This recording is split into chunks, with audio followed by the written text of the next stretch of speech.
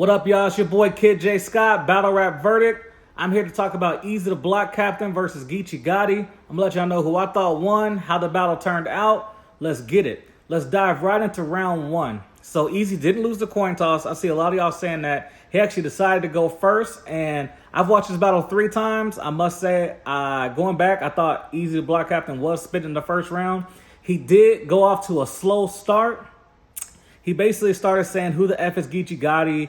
That your hood gave you the Bayloke name, your mom gave you the name Marcus. So where did Geechi Gotti come from?" But slow start. I thought he started heating up when he basically started saying, "I'm a drug dealer. I got behind Rock to make a profit." That was fire. Honestly, from there on, I thought he was spitting. He had an Instagram hanging by the thread bar. He had a medicine cabinet, basically, because he was saying how he sold drugs in jail. So medicine cabinet, I sold pills behind the glass and crickets. Y'all slept on that bar. He was spazzing. And then he had the conference call bar, like basically saying Geechi Gotti about the whole voicemail friend thing. Conference call bar, killed it. And then another bar that was slept on, he had a Hit Your Apple with Unexpected Charges bar. I thought that was pretty fire. But that sums up his first round. I thought he was spitting. Geechi goes first. Super slow start. I'm talking about, like, it took Geechi a minute to heat up. He had an AI bar. Like, he's from Philly. AI mimicking. That bar was terrible. And, I mean, they kind of start booing him. But I got to give it to Geechi Gotti because he got out of the booze. His round slow start. So then Geechi Gotti touched on this whole you had to learn how to dance to sell drugs thing, and I thought it didn't really start off good. I was like, oh, here we go. It's about to be a trash scheme. But then he basically said he tried Running Man. I hit him with my Millie Rock, and he had to get his cabbage patch. Oh man, fire. I thought that was the beginning of his round where he just started heating up. Geechi starts spazzing at this point. He had the Coke so pure, it made Ninja snore different, like crazy. Then he had, of course, the so much residue on my fingertips, it looked like French tips. Man, the whole you against K-Shine said you walked on water. I didn't know what Sherm was the whole time. I thought my uncle drowned. Whoever he was talking about was crazy. Then he went at his boy saying how, like, oh, he's only been behind you the last 2 battles. You got about 50. What happened to the first 48? Man, it was crazy. The way Geechi ended, though, I kind of felt like he lost steam. And obviously, he started off losing steam. So, I don't know. This round, to be honest, is debatable. It's debatable. I want to say I might be edging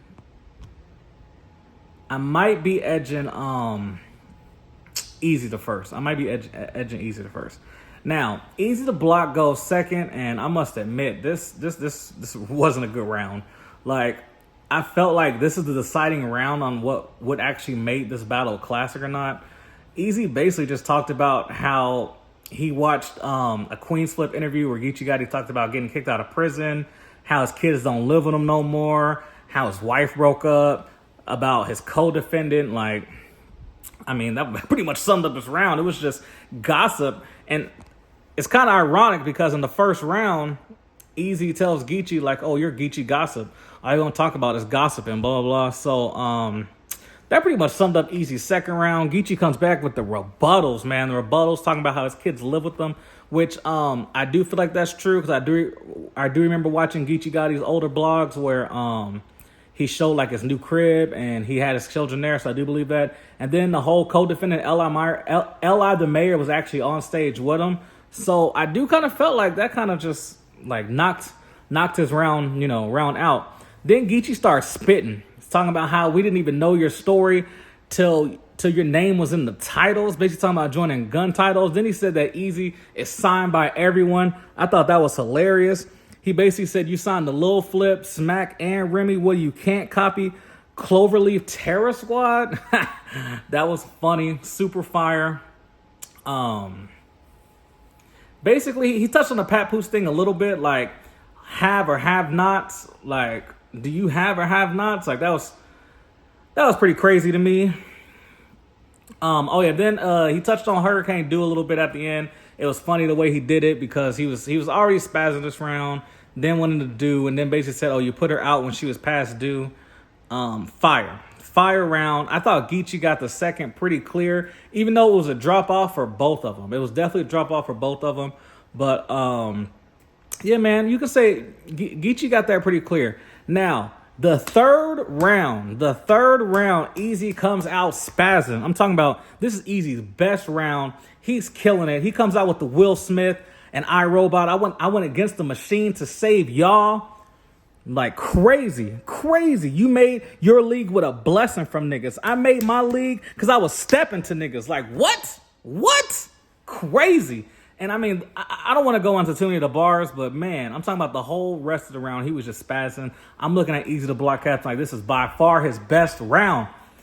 But we all knew that Geechi like didn't even touch on the Papoose shit yet. So it was just like, man, it's only a matter of time. Like, I was just thinking like this is such a crazy round for Eazy, but in my head I just knew that round 3 was gonna be the round that Geechi touched on the whole Papoose thing. So yeah, man, we get into Geechi's round 3. It was basically like, I'll be honest, it was basically like his Mike P round, but toward Eazy the Block Captain. He just went off. He did the whole use a cause you ain't none no more. Use a cause you ain't none no more. Like, he was just spazzing, man. And then he actually went at Remy. He basically was rapping at Remy, saying how he's disappointed in her because she's making it seem like the helpers can F the boss. Like, it was just crazy. And I made that was just one thing. I mean, he was just going off on Remy. Overall, I thought it was like he just kept going, man. It was kind of like overkill in the third. And yeah, man. This definitely wasn't a body bag. I mean, to be honest, the third I got Geechi clear. The second, I guess I kind of got Geechi clear, but they both of their rounds wasn't really that good. Round 1 was definitely close. I actually had Eazy edging round 1. But yeah, man, this is also here's the thing. Y'all be talking way too much in the face-offs, man. Cause Geechi, you basically. And I mean, I thought it was funny, and you got to knock some points off for Eazy for this too, because it's like on Twitter, Geechi already kind of told you how he was exactly going to start off the round, which he did, and then in the face-off, he basically told you how he wasn't going to talk about it round 1 or 2, and then he rose up his round 3 and he didn't say nothing. So obviously you knew it was coming round 3, and obviously we knew we was going to get a Mike P round or a Geechi Gotti Tay-Rock round. And when he said that, you should have known it was coming to round 3. You should have better placed your rounds. And I felt like you could have actually won this battle. But, I mean, I ain't sugarcoating, man. Geechi Gotti, 2-1, clear.